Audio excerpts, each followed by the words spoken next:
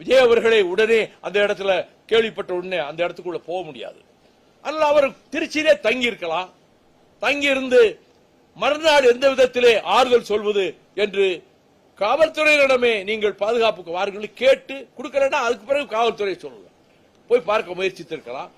ஒரு பதட்டத்தில் அவர் சென்னைக்கு திரும்பி வந்துட்டார்.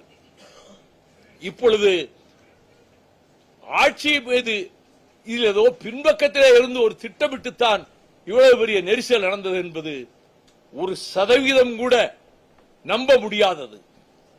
கூட்டம் வந்து அப்படியே ஒருத்தர் மோதிட்டு மூச்சு விட முடியாம 25 பேர் இறந்திருக்காங்க. மூச்சு திணறனால விலா எலும்புகள் எல்லாம் நொறுங்கி இருக்கின்றன. அந்த பிரேத பரிசோதனை அறிக்கையிலே சொல்லப்படுகிறது. ஆக நடக்கக்கூடாத கொடும் துயர். இதற்கு பொறுப்பேற்க வேண்டியவர்கள் தமிழக வெற்றி கழகத்தினர் தான். அவர்கள் கட்டமைப்போடு கட்சியிலே அதற்கான ஏற்பாடுகள் ஆட்களை செய்து நிறுத்தி கூட்டம் அலைமோதுகிற போது அதுக்கு விபரீதம் ஏற்பட விடாமல் தடுப்பதற்கு அவர்களுக்கும் பொறுப்பு இருக்கிறது.